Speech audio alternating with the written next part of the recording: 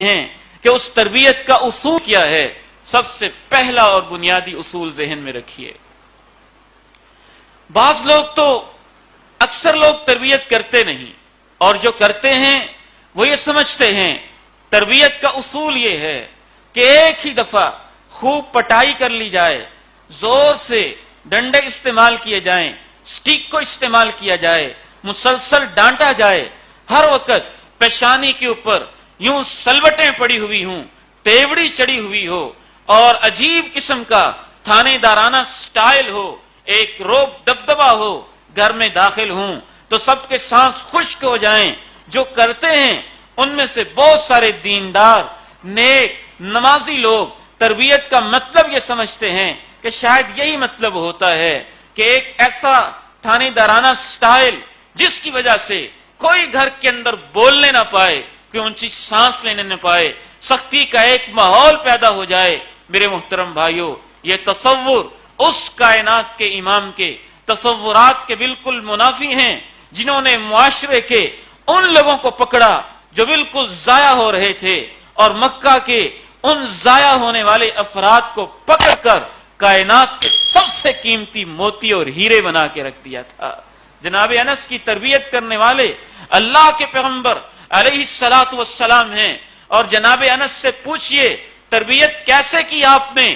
فرماتے ہیں اللہ کی قسم میں نے کونین کے تاجدار کی 10 سال تک خدمت کی ہے، اور 10 سال میں ایک مرتبہ بھی کبھی آپ نے میرے اوپر ہاتھ نہیں اٹھایا ہے۔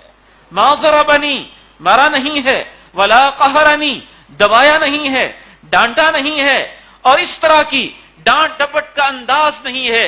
تربیت کا سب سے پہلا اصول اللہ کے پیغمبر علیہ الصلوۃ والسلام کی تعلیمات کی روشنی میں، قرآن و سنت کی روشنی میں آپ کی نرمی ہے، آپ کی محبت ہے۔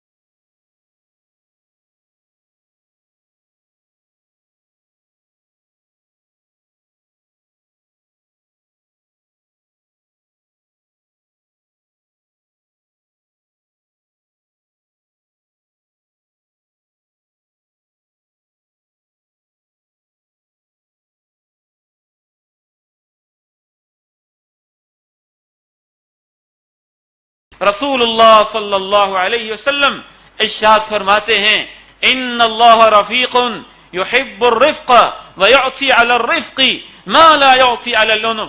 اے میری امت کے لوگوں، یاد رکھنا اللہ خود بڑی نرمی کرنے والے ہیں، اور نرمی ہی اللہ کو پسند ہے، اور نرمی کے اوپر اللہ وہ کچھ دیتے ہیں جو سختی کرنے سے نہیں دیتے ہیں۔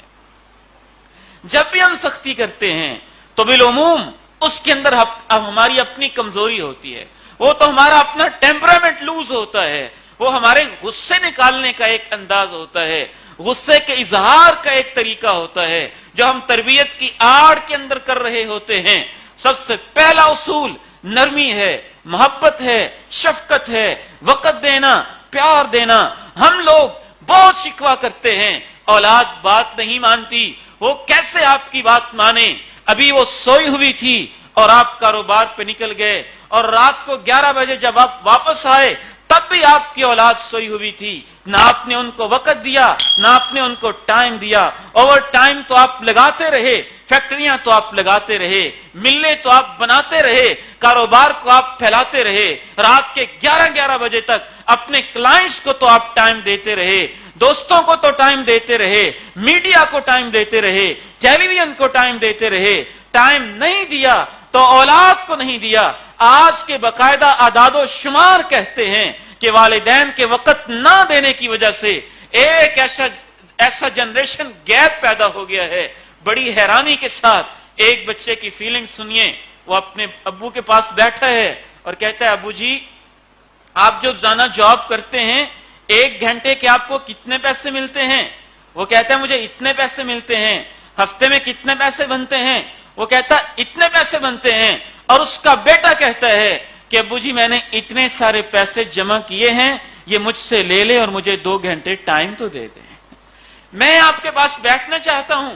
یہ محبت, یہ وقت دینا. اللہ کے نبی علیہ الصلوۃ والسلام سے مصروف ترین انسان کون ہوگا؟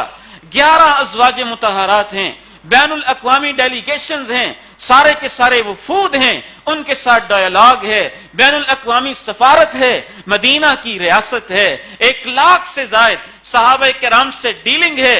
اور اس کے باوجود حسنین کریمین کو, جنت کے شہزادوں کو وقت دینے کا انداز ایسا ہے کہ کبھی ان کو کندھوں پہ اٹھایا ہوا ہے, کبھی ان کو سینے پہ بٹھایا ہوا ہے, کبھی ان کے ساتھ گیم کر رہے ہیں, کبھی ان کے ساتھ دوڑ لگا رہے ہیں, کبھی اپنی زبان مبارک نکال کے اس انداز میں بھی ان کے ساتھ کھیل رہے ہیں, کبھی کندھوں پہ ایسے اٹھاتے ہیں. دیکھنے والے کہتے ہیں واہ جنت کے شہزادوں, تمہیں کیسی اچھی سواری ملی ہے کہ کونین کے تاجدار کے کندھوں کے اوپر تم بیٹھے ہوئے ہو. جواب دینے والے امام الانبیاء جواب دیتے ہیں سواری اچھی ہے تو سوار بھی کچھ کم نہیں ہے, وہ بھی تو بڑے اچھے ہیں.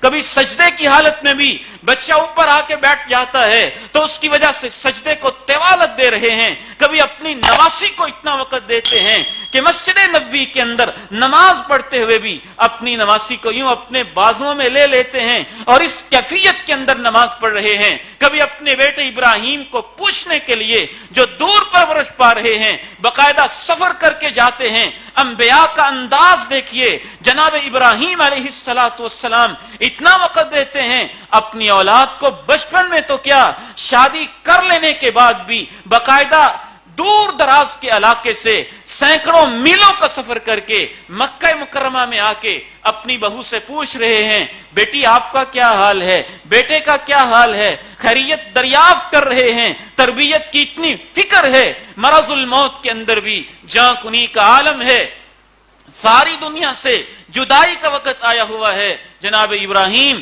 جناب یعقوب اپنے بچوں کو پاس بٹھایا ہے, کہتے ہیں بیٹا میں دنیا سے جا رہا ہوں, بتاؤ میرے جانے کے بعد کس کی عبادت کرو گے؟ وَوَصَّى بِهَا إِبْرَاهِيمُ بَنِيهِ وَيَعْقُوبُ يَا بَنِيَّ إِنَّ اللَّهَ اصْطَفَى لَكُمُ الدِّينَ فَلَا تَمُوتُنَّ إِلَّا وَأَنْتُمْ مُسْلِمُونَ. انبیاء کی آپ زندگیاں پڑھیے, وہ اپنی اولادوں کو وقت دیتے ہیں, ان کو ٹائم دیتے ہیں. اور معاف کیجئے گا, یہاں کو جتنا بڑا لیڈر ہے, جتنا بڑا بزنس مین ہے, جتنا بڑا کاروباری ہے, وہ اپنی اولاد سے اتنا ہی غافل ہے. کہیں اس نے آیا پہ چھوڑا ہوا ہے, کہیں اپنے نوکر پہ چھوڑا ہوا ہے, کہیں اپنے رشتہ داروں پہ چھوڑا ہوا ہے, کہیں اس کو ٹیلی ویژن کے حوالے کیا ہوا ہے. اور آج کل تو ہم اپنی اولاد سے جان چھڑانے کے لیے بڑا آسان اور سستا نسخہ سمجھتے ہیں کہ میرے پاس ٹائم نہیں ہے, لہذا اس کو 3 گھنٹے کا, 2 گھنٹے کا کوئی ڈرامہ, کوئی 1 گھنٹے کی گیم لگا دو, ہماری جان چھوڑے اور اس کے حوالے ہو کے جو چاہے کرتا رہے. تو پہلا اصول نرمی ہے, محبت ہے, شفقت ہے, پیار ہے, چاہت ہے, اس قدر کہ اولاد کو یہ یقین ہو جائے اس کائنات کی دھرتی کے اوپر, زمین کے سینے کے اوپر اور آسمان کی چھت کے نیچے ہمارے باپ سے گہرا ہمارا دوست کوئی نہیں, ہمارے باپ سے گہرا محبت کرنے والا کوئی نہیں, ہمارے باپ سے زیادہ ہمارا خیر خواہ کوئی نہیں, ہمارے والدین سے زیادہ ہم سے ہمدردی کوئی کرنے والا کوئی نہیں. دوسرا اصول یہ ہے کہ ان کو اس کام کے لیے باقاعدہ طور پر وقت دیا جائے, ٹائم دیا جائے.